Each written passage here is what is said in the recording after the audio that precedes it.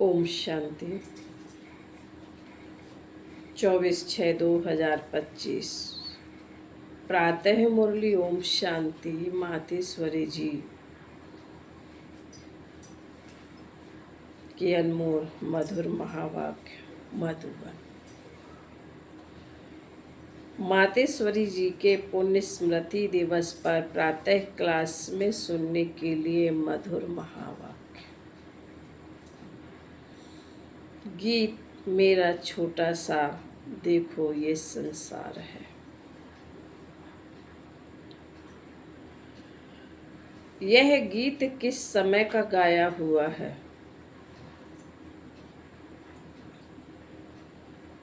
क्योंकि इस समय, इस संगम समय ही हम ब्राह्मण कुल का यह छोटा सा संसार है। यह हमारा कौन सा परिवार है, वह नंबरवार बतलाते हैं। हम परम पिता परमात्मा शिव के पौत्रे हैं। ब्रह्मा सरस्वती की मुख संतान है और विष्णु शंकर हमारे ताया जी हैं, और हम आपस में सभी भाई बहन ठहरे। यह है अपना छोटा सा संसार। इनके आगे और संबंध रचा ही नहीं है। इसी समय का इतना ही संबंध कहेंगे। देखो हमारा संबंध कितना बड़ी ऑथोरिटी से है।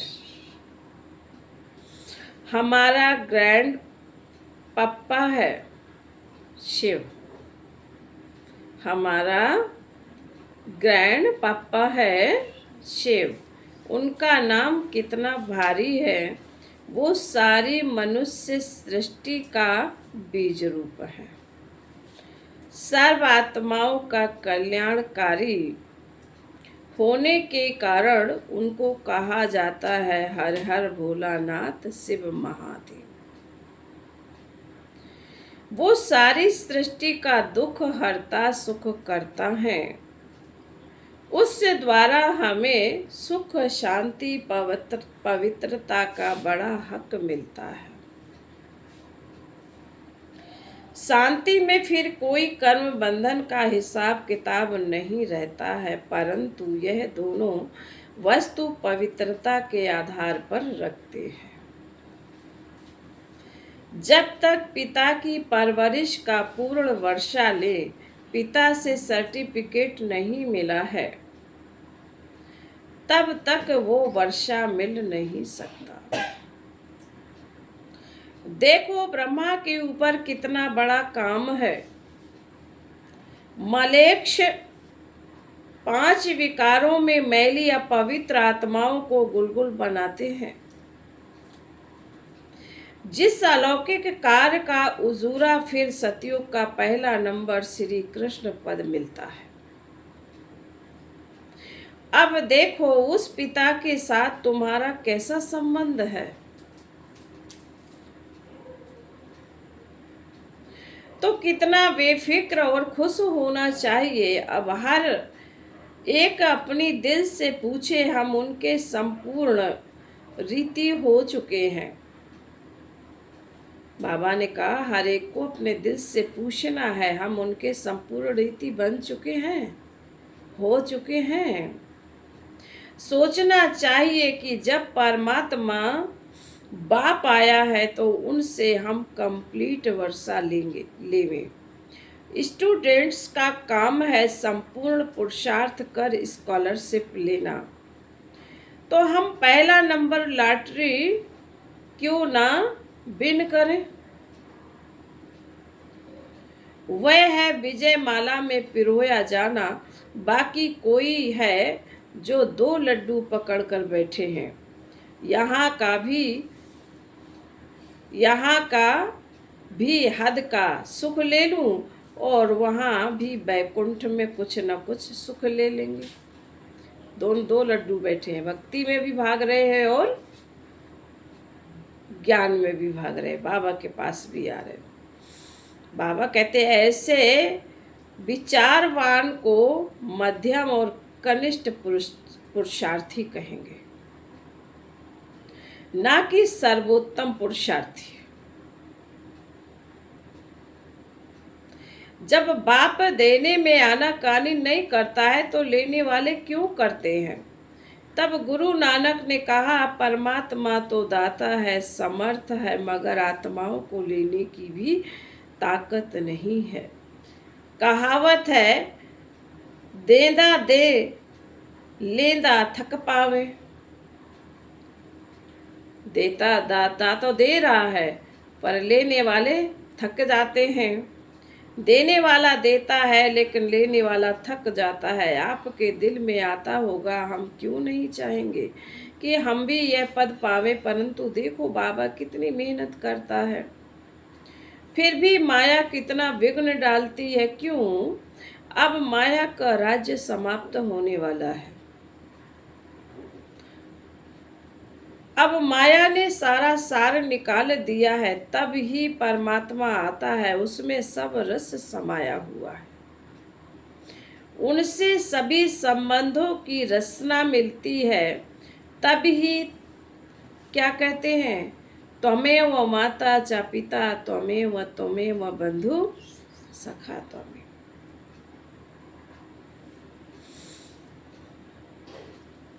आदि ये महिमा उस परमात्मा की गाई हुई है, तो बलिहारी इस समय की है जो ऐसा संबंध हुआ। तो परमात्मा के साथ इतना संपूर्ण संबंध जोड़ना है जो 21 जन्मों के लिए सुख प्राप्त हो जाए। यह है पुरुषार्थ की सिद्धि। परंतु 21 जन्म का नाम सुन ठंडे पड़ जाना है।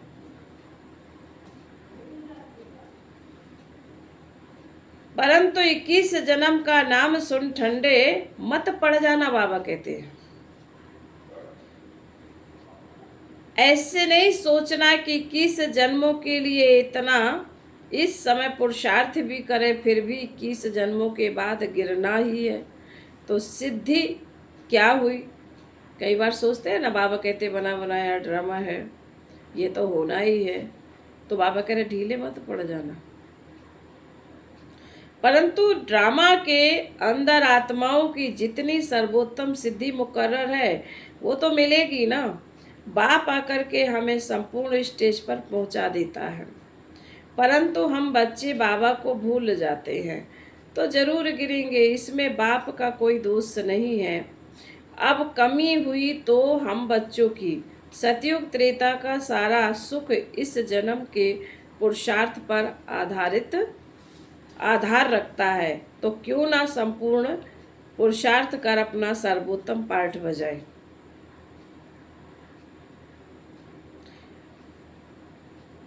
क्यों ना पुरुषार्थ कर वह वर्षा लेवे। पुरुषार्थ मनुष्य सदा सुख के लिए ही करता है, सुख दुख से न्यारे होने के लिए कोई पुरुषार्थ नहीं करता। वो तो ड्रामा के अंत में परमात्मा आए, सभी आत्माओं को सजा दे, पवित्र बनाए, पाठ से मुक्त करेंगे। यह तो परमात्मा का कार्य है, वो अपने मुकर्रर समय पर आपे ही आकर बताता है। अब जब आत्माओं को फिर भी पार्ट में आना ही पड़ेगा, तो क्यों ना सर्वोत्तम पार्ट बजाएं। मनुष्य सृष्टि को सुखदायी बनाने वाला बाप जानता है कि मनुष्य सृष्टि सुखदायी कैसे बनेगी। जब तक आत्माएं स्वच्छ नहीं बनी है, तब तक संसार सुखदायी नहीं हो सकता। इसलिए वो आकर के पहले पहले आत्माओं को ही स्वच्छ बनाते हैं। अभी आत्मा को इम्प्योरिटी यानी अस्वच्छता लगी है, पहले उस इम्प्योरिटी को निकालना है, फिर आत्मा के बल से हर चीज से उनकी तमो प्रधानता बदल करके सतो प्रधानता होगी, जिसको कहेंगे कि सभी गोल्डन एज में आ जाते हैं। तो यह तत्व आदि सब गोल्डन एज स्टेज में आ जाते हैं, परंतु पहले आत्मा की स्टेज बदलती है। तो आत्माओं को बदलाने वाला अर्थात आत्माओं को प्यूरिफाइड बनाने वाला फिर अथॉरिटी वो हो गया। तुम देखते हो ना कि अभी दुनिया बदलती जा रही है। पहले तो अपने को बदलना है, जब हम अपने को बदलेंगे तब उसके आधार से दुनिया बदलेगी। बाबा ने क्या कहा, जब हम अपने को बदलेंगे तो उसके आधार से दुनिया बदलेगी। अगर अभी तक हमारे में फर्क नहीं आया है, अपने को ही नहीं बदला है, तो फिर दुनिया कैसे बदलेगी। इसलिए अपनी जांच रोज करो। जैसे पोता मेल रखने वाले रात को अपना खाता देखते हैं ना कि आज क्या जमा हुआ, सब अपना हिसाब रखते हैं, तो यह भी अपना पोता मेल रखना है कि सारे दिन में हमारा कितना फायदा रहा, कितना नुकसान रहा। अगर नुकसान में कुछ ज़्यादा गया तो फिर दूसरे जन्म के लिए फिर खबरदार रहना है। इसी तरह से अपना अटेंशन रखने से फिर हम फायदे में जाते जाते अपनी जो पोजीशन है उसको पकड़ते चलेंगे। तो ऐसी जांच रखते अपने को बदला हुआ महसूस करना चाहिए। ऐसे नहीं कि हम तो देवता बनेंगे, वह तो पीछे बनेंगे, अभी जैसे है वैसे ठीक है। बाबा कहते नहीं,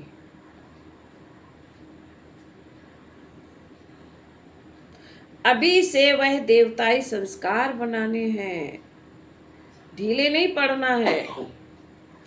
अभी से बाबा कहते बनाने हैं। अभी तक जो 5 विकारों के बस संस्कार चलते थे, अभी देखना है कि उन विकारों से हम छूटते जा रहे हैं।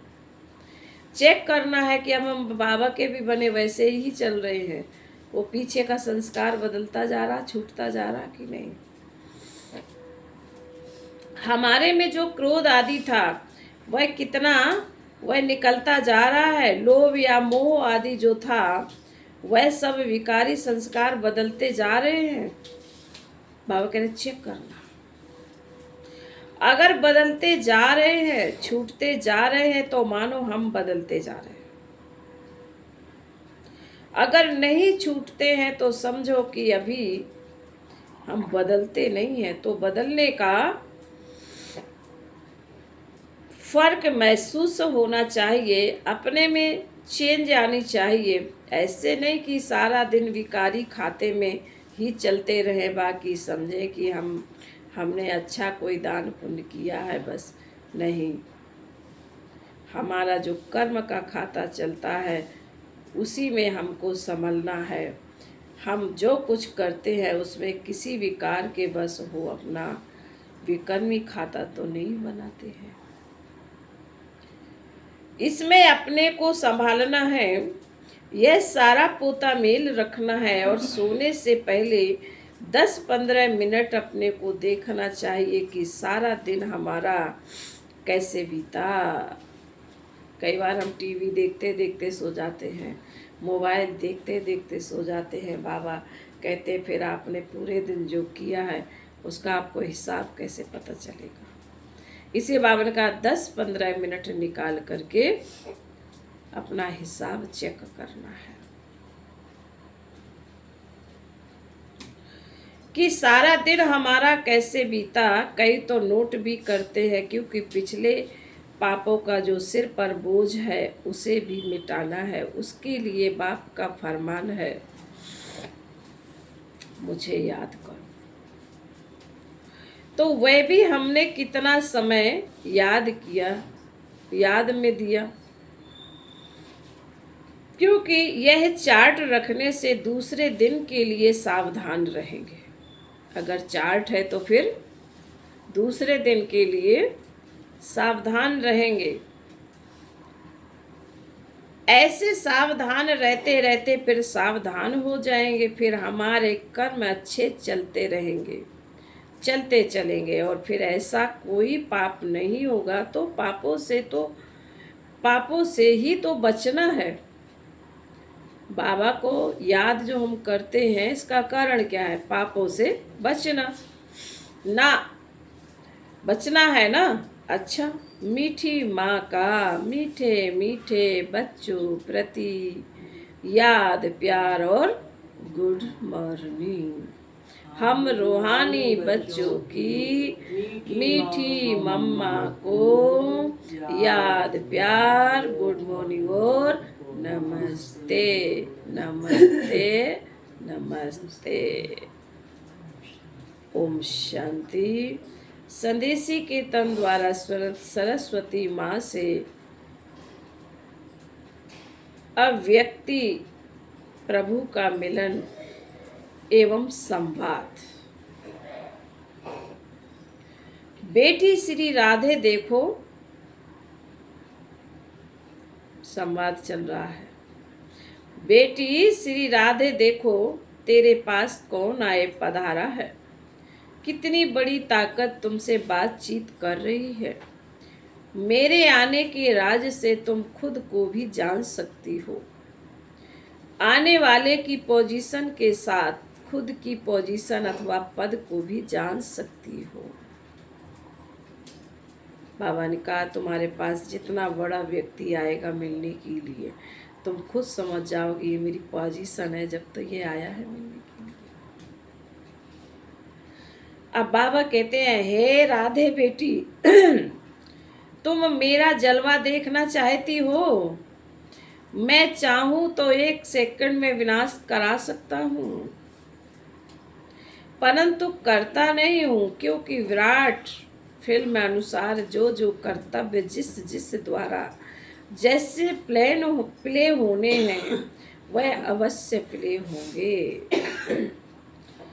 अव्यक्त प्रभु अनादि कायदे कानून को जानने वाला ही अनादि कायदों की पहचान आकर देता है।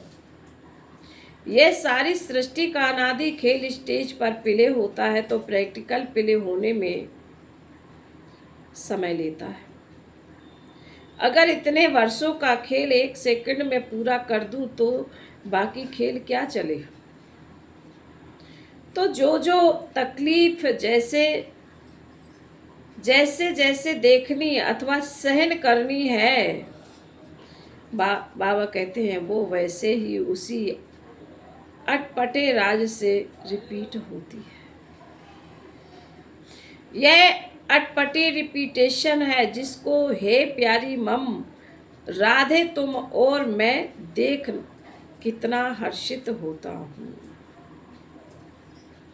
इस विराट ड्रामा के सभी पार्ट टेस्ट लेने वाले बने हुए हैं। इस खेल को चलाने वाला अगर चाहे तो 1 सेकंड में इस ड्रामा को ड्रॉप कर फिर नए सिरे से शुरू कर देवे, परंतु करता नहीं है, क्योंकि ईश्वर को भी इस साधारण रीति से कर्तव्य चलाना पड़ता है। स्वयं सर्वशक्तिवान निराकार ईश्वर साकार में है, परंतु साधारण वेश में यही तो परंतु है तो साधारण वेश में। बाबा कहते हैं यही तो भूल भुलैया का खेल है। भगवान साधारण वेश में आया है, लोग समझते नहीं। बाबा कहते यही तो भूल भुलैया का खेल है। जिसको जो जाने वह जानी जाननहार। बेटी श्री राधे प्रिय वत्सों को यह सहन करने का मार्ग भी अवश्य तय करना है। यद्यपि मैं चाहूं तो अपने वत्सों प्रति इसे सहज मार्ग भी बना सकता हूं, बाबा कह रहे हैं, क्योंकि साक्षात्कार कराने की चाबी मेरे हाथ में है। अगर किसी भी धनवान भक्त को किसी देवता का साक्षात्कार करा दूं तो वह अपना सारा धन ले यज्ञ में आए स्वाहा कर देवे, क्योंकि ईश्वर को सभी धनवानों का ईश्वर तो सभी धनवानों का धनवान है, लेकिन तेरा पिता चाहता है कि मैं अपने बेघर से प्रिय वत्सों को प्रिंस और प्रिंसेस बनाऊं। गरीब बच्चों,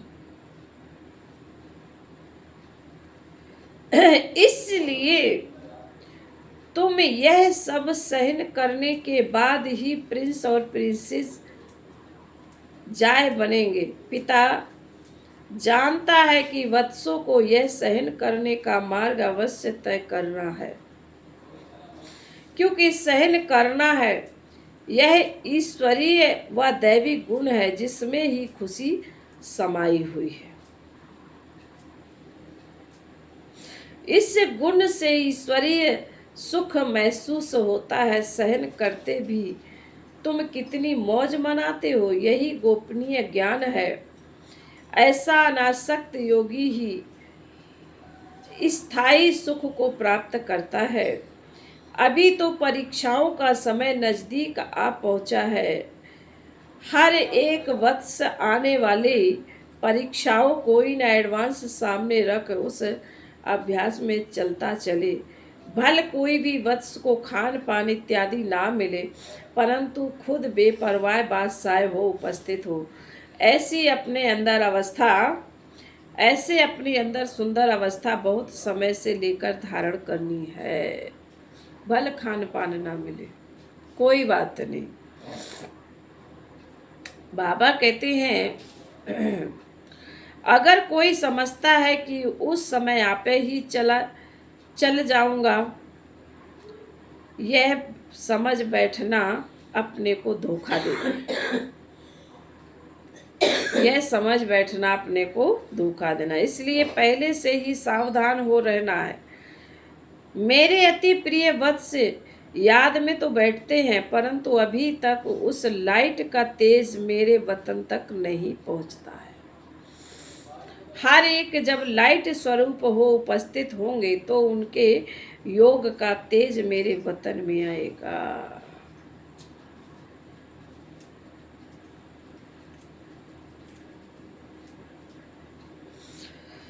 तभी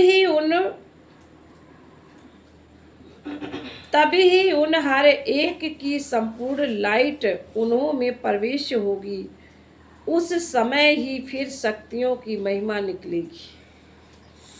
तो हर एक को अपने निश्चय में स्थिरियम रहना है, जो मैं भी अगर उतारूं तो भी उतर ना सके। हे श्रोमणी शक्ति राधे, शक्तियों को ज्ञान निष्ठा बल में और मुख से ज्ञान मुरली बजाने में तैयार रहना चाहिए। तुम्हें अपनी एक रस ईश्वरीय दृष्टि से हर एक को निहाल कर अपने मधुर बीड़ा से पहचान देनी है कि मैं कौन हूं और मेरा पिता कौन है। कैसे ब्रह्मा में भगवान प्रत्यक्ष हुआ, कैसे ब्रह्मा में भगवान प्रत्यक्ष हुआ है, जो इस अंत के समय डेविड वर्ल्ड को खलास कर अपने निजी देश डीटी वर्ल्ड में ले जा रहा है। हे राधे बेटी, जब हर एक की अवस्था दीपक की ललाट सदृश स्थैर्यम रहेगी, तब सूक्ष्म अंतः प्रेरणाओं को पकड़कर अपना कार्य संपूर्ण रीति से सिद्ध कर सकेंगे। जितनी ज्ञान अनुसार अवस्था होगी, उतनी ही प्रेरणाओं को पकड़ सकेंगे। जितना उस अवस्था में लगातार रहेंगे, उतना संपूर्ण प्रेरणाएं टच होंगी। ओहो, फिर बाबा क्या बोले, ओहो बेटी राधे, मेरा स्वरूप तो देखो। क्या वत्स मेरे स्वरूप को नहीं देख सकते हैं कि कैसे अखंड ज्योति तत्व से आकर मैं साक्षात प्रवेश हो आए बात करता हूँ।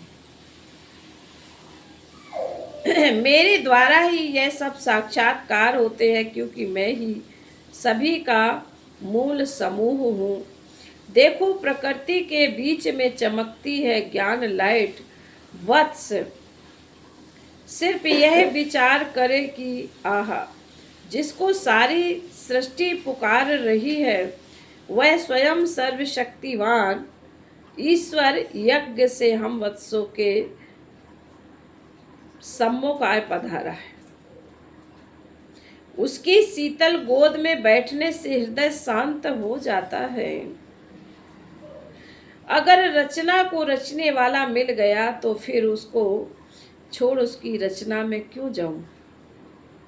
अगर रचना को रचना करने वाला मिल जाए तो उसको छोड़ रचना में क्यों जाऊं? हाईएस्ट में हाईएस्ट ऑथोरिटी, सर्व ताकत का खुद मालिक, जिससे सर्व ताकतें प्रकट हुई हैं, उस पहचान में आ गए तो फिर यह गोद छोड़ना असंभव हो जाएगा। जब दी क्रिएटर की पहचान आ जावे तब तो समझे कि यह कौन है। समझा श्रोमणी राधे। फिर बाबा कहते अच्छा, आज का वरदान है आज का वरदान है सदा अतीन्द्रिय सुख के झूले में झूलने वाले संगम युग की सर्वलौकिक प्राप्तियों से संपन्न भव।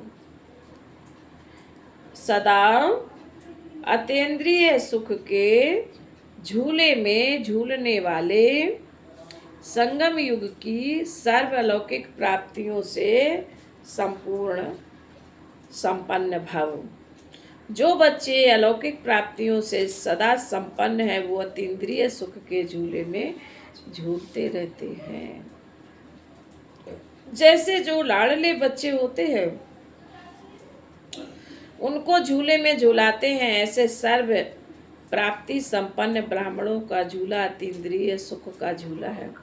इसी झूले में सदा झूलते रहो, कभी भी देह अभिमान में नहीं आना। जो झूले से उतर कर धरती पर पांव रखते हैं वो मैले हो जाते हैं। ऊंचे से ऊंच बाप से स्वच्छ बच्चे सदा अतीन्द्रिय सुख के झूले में झूलते मिट्टी में पांव नहीं रख सकते। स्लोगन, मैं त्यागी हूँ। मैं त्यागी हूँ, इस अभिमान का त्याग ही सच्चा त्याग है। मैं त्यागी हूँ, इस अभिमान का त्याग ही सच्चा त्याग है। आज की अभिव्यक्ति सारे हैं। बाबा ने कहा जब स्वयं को अकाल मूर्त आत्मा समझेंगे तब अकाले मृत्यु से, अकाल से, सर्व समस्याओं से बच सकेंगे। मानसिक चिंताएं, मानसिक परिस्थितियों को हटाने का एक ही साधन है अपने पुराने शरीर के भान को मिटाना। देह अभिमान को मिटाने से सर्व परिस्थितियां मिट जाएंगी। अच्छा, ओम शांति।